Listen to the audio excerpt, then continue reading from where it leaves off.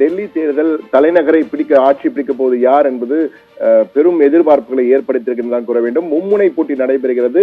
அங்கு ஆளும் ஆம் ஆத்மி மற்றும் பாஜக, காங்கிரஸ் மும்முனை போட்டி. இதில் ஆச்சரியமான விஷயம் என்றால், பொதுவாக இது போன்ற தேர்தலிலே பல கருத்து கணிப்புகள் வெளியாகும்.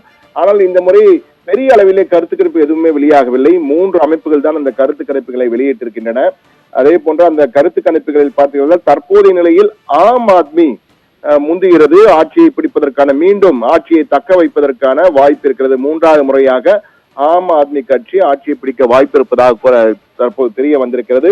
அந்த 3 அமைப்புகளிலே பலோடி சட்டா பசார், ராஜஸ்தானை சேர்ந்த பலோடி சட்டா பசார் என்பது பெட்டிங் சந்தை கணிப்பாளர்கள்.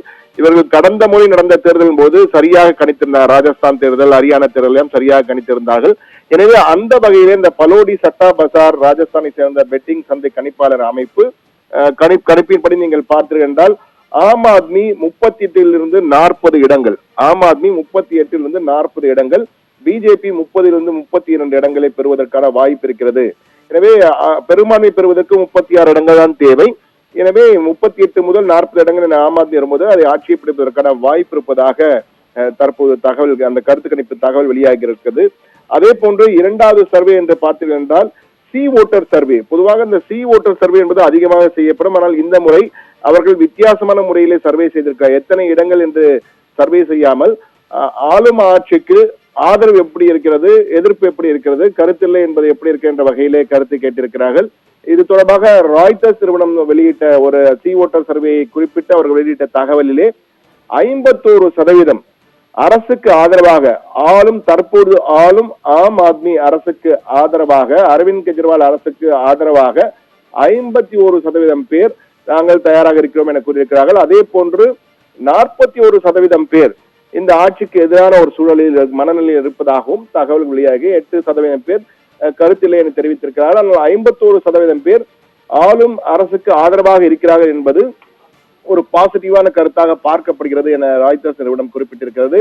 என்றால் அந்த சி ஓட்டர் நிறுவனத்தின் நிறுவனரான யஷ்வந்த் தேஷ்முக் சொல்லும் பொழுது, ஆதரவு என்பது நாங்கள் களத்திலே பார்க்கும்போது பெண்கள் ஆதரவு, டெல்லியில் வாழ்கின்ற பெண்களின் ஆதரவு கிட்டத்தட்ட 80% பெண்கள் ஆம் ஆத்மிக்கு ஆதரவாகத்தான் இருக்கிறார்கள் என்ற வகையில் ஒரு கருத்தினை தெரிவித்திருக்கிறார். என்றால் மொத்தமுள்ள வாக்காளர்களே 1,25,24,858 வாக்காளர்கள், 71,73,952 வாக்காளர்கள் பெண்கள். எனவே இவர்களின் 80% பேர் ஆம் ஆத்மிக்கு ஆதரவாக இருக்கிறார் என்ற கருத்தினை தெரிவித்திருக்கிறார். இது நிச்சயமாக ஆம் ஆத்மிக்கு ஒரு பலம் தரக்கூடிய வாய்ப்பாக பார்க்கப்படுகிறது. அதே போன்று தலித்துகளும் ஆம் ஆத்மிக்கு ஆதரவாக இருப்பதாகத்தான் களத்திலே தெரிய வருவதாக Yashwant Deshmukh, founder of C Voter, அவர் அந்த கருத்தினை தெரிவித்திருக்கிறார்.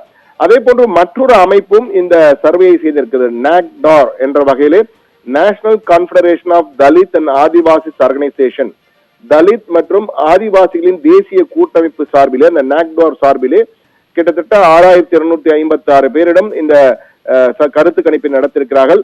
அவர்களுடைய கருத்து கணிப்பை பார்த்தால் அதிலும் ஆம் ஆத்மி 35 இடங்கள், மெஜாரிட்டிகளிடம் குறைவு, ஆனால் 35 இடங்களை பெற்று முந்துகிறது.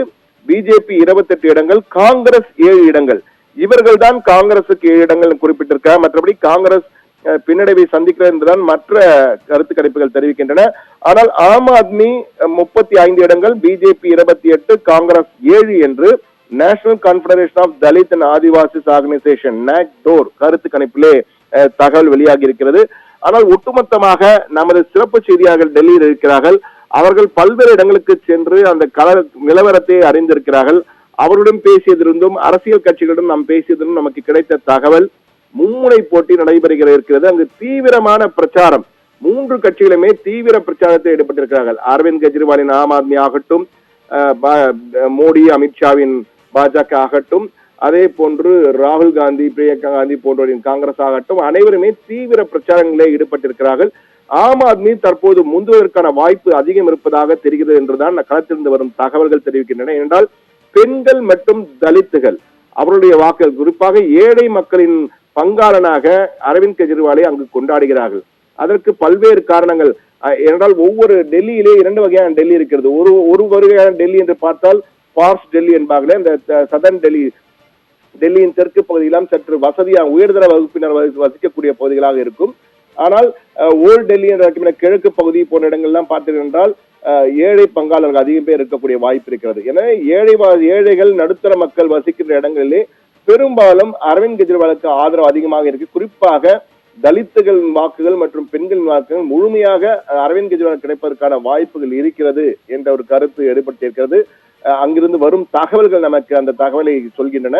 ஆனால் மத்திய வர்க்கம், உயர்தர மத்திய வர்க்கம் மற்றும் உயர் வகுப்பினருடைய வாக்குகள் எல்லாம் பாஜக செல்வதற்கான வாய்ப்புகள் அதிகம் இருப்பதாக கூறுகிறது. ஆனால் இதில் மிக முக்கியம் நாம் பார்க்க வேண்டியது, மூன்றாவது கட்சியாக எப்படியாவது மீண்டும் ஒரு முறை ஆட்சியை பிடித்துவிட வேண்டும் என்பதற்காக, குறைந்தபட்சம் சில இடங்களையாவது சில தொகுதிகளையாவது வெல்ல வேண்டும் என்பதற்காக காங்கிரசும் மும்முரமாக, என்றால் கடந்த 2 தேர்தல்களாக காங்கிரஸ் ஒரு இடத்தில் கூட ஜெயிக்கவில்லை என்பது மிக முக்கியமானது. என்றால் 2020 தேர்தலிலே 67 இடங்களை வென்று மிகப்பெரிய வெற்றியை பெற்றது ஆம் ஆத்மி. அதே போன்று கடந்த தேர்தல், அதாவது 2015 67, 2020 62 என அபார வெற்றி பெற்றது ஆம் ஆத்மி. ஆனால் இந்த முறை ஆம் ஆத்மி அந்த அளவுக்கு ஜெயிக்க முடியுமா என்றால் கள நிலவரத்தின்படி அந்த அளவுக்கு ஜெயிப்பதற்கான வாய்ப்புகள் மிக குறைவு என்றுதான் தெரிகிறது. 35 45 இடங்களுக்குள் தான் ஆம் ஆத்மி வருவதற்கான வாய்ப்பு இருக்கிறது. ஆனால் இந்த முறை எப்படியாவது ஆட்சியை பிடித்தே ஆக வேண்டும் என பாஜக மும்முரமாக கங்கணம் கட்டிக்கொண்டு என்பார்களே, அதுபோல் கங்கணம் கட்டிக்கொண்டு செயலாற்றி கொண்டிருக்கிறது பாஜக என்றுதான் கூற வேண்டும்.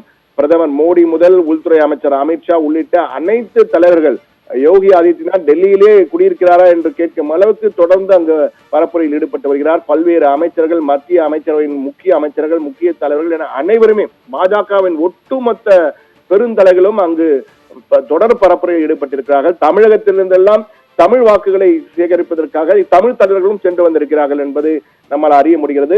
எனவே பாஜக இந்த முறை வெற்றி பெற்றே ஆக வேண்டும் என்பதற்காக பல புதிய வியூகங்களை அமைத்திருக்கிறது.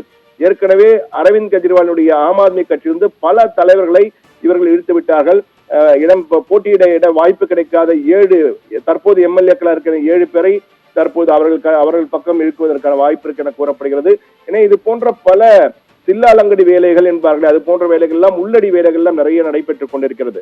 ஆனால் பாஜக இந்த முறை மிக தீவிரமாக செயலாற்றி கொண்டிருக்க என்பதை அங்கு கள நிலவரத்திலிருந்து நமது செய்தியாளர்கள் உறுதி செய்கிறார்கள்.